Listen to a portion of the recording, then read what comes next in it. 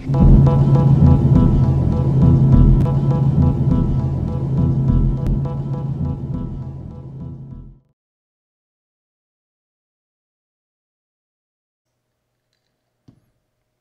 there.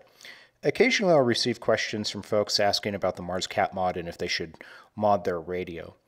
So I figured I would just do a brief video on this, and I'll discuss the mod, what it is, and reasons for considering performing the mod on your radio.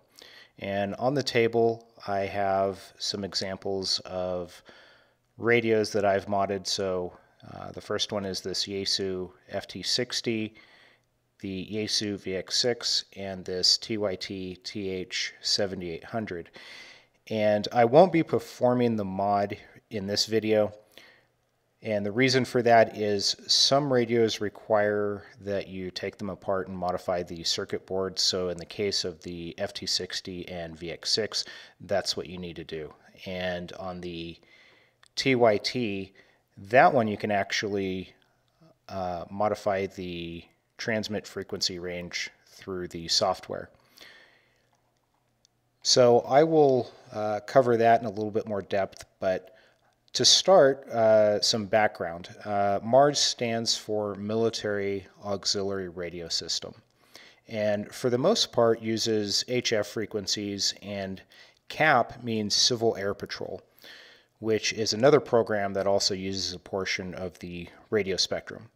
So from a high level, the Mars Cat mod is, as I mentioned, it's a process of either opening up the radio and modifying the circuit board, or you can do it through software configuration. And so that enables the radio to operate on bands outside of its default factory specifications.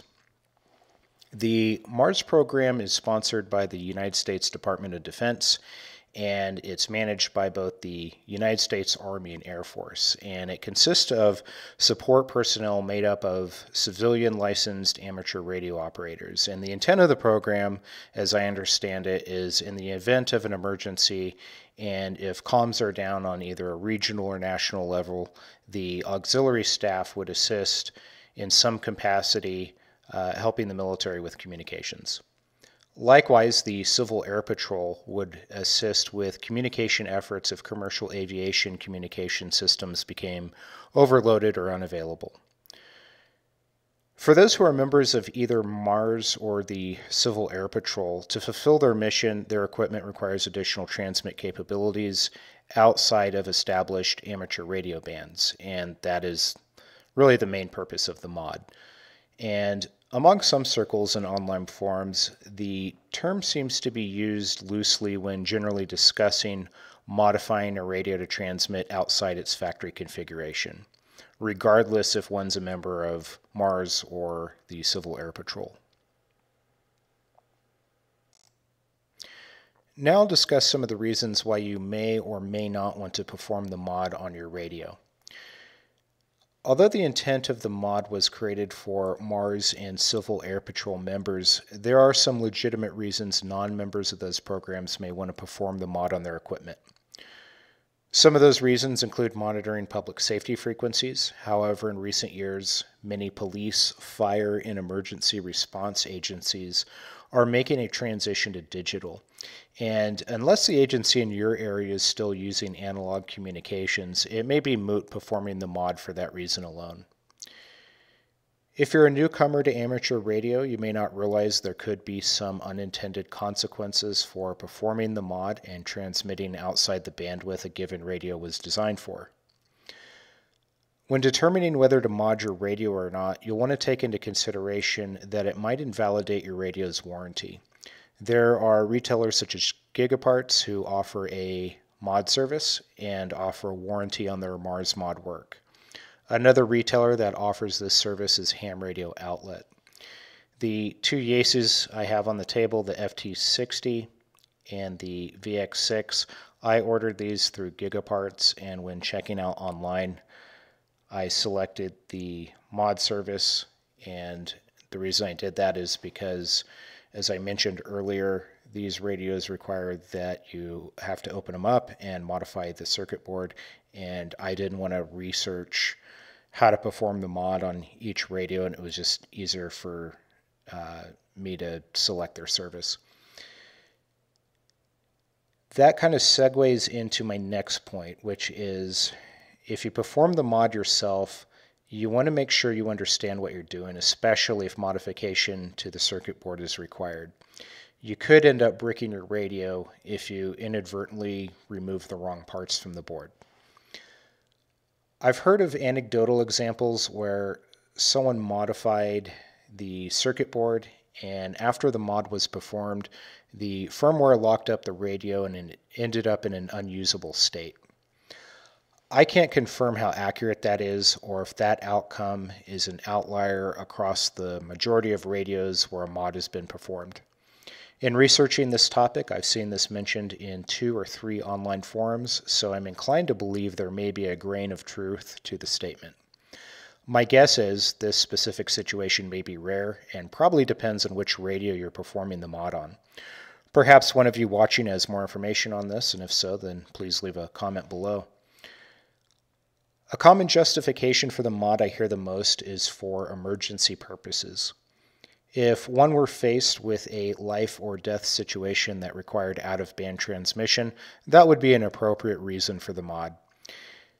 Lending further credibility to this reasoning is emergency communications is cited as one of the fundamental purposes of amateur radio, and it's actually codified under 47 CFR section 97.1a. I have heard counter-arguments made by hams that this is an inaccurate interpretation of the code, that emergency comms is only one of the many mission statements of amateur radio, and transmitting out of band only applies to MARS or Civil Air Patrol members. I'm not an attorney and I'm not qualified to render a competent legal opinion, but my understanding after reading the code is it appears to emphasize emergency communications as a fundamental purpose. Under that section, 97.1a, the code states, particularly with respect to providing emergency communications. Out of the entire mission statement, emergency communications is the only subject where the word particularly is used, and to me that means it's one of the main purposes. Under that section, I didn't come across any limiting language stating it only applies to MARS or Civil Air Patrol members. As far as emergency communications are concerned, I don't know if MARS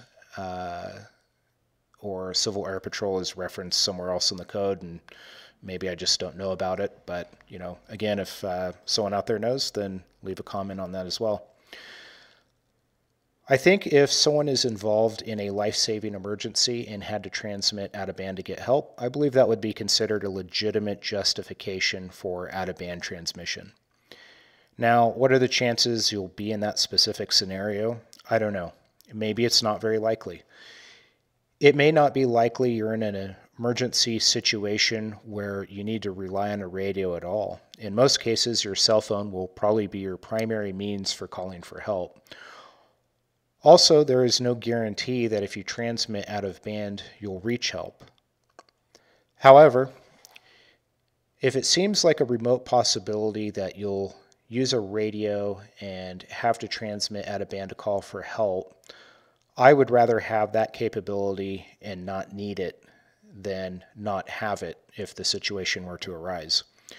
There is also the possibility that you may be scanning frequencies and happen to come across a call from help from someone on a family radio service or general mobile radio service frequency, and in that situation, the ability to respond to them would be paramount for assisting in an emergency situation. While there are some legitimate reasons for modifying equipment to operate outside a radio's factory bandwidth, there's also people who want to perform the mod so they can illegally transmit on FRS and GMRS. I think this is generally the reason when someone asks a ham about the mod, it's received with some pushback. When researching this topic, I read in certain online forums where people have posed questions about the mod, and it was met with some resistance and wanting to know why they wanted to mod their radio. I suspect this is because the members of the forum were trying to determine if the person asking is planning to transmit illegally before answering any of their questions. Some responses about the mod range from scare tactics, stating if you do the mod, you'll brick your radio, to there's no reason for anyone not in the MarsCap program to have it. So if you're planning to mod your radio, then hopefully your intent is for emergency comms use. That is pretty much a legitimate reason, in my opinion. I hope the information in this video was helpful, and that's all for now. Thank you for watching.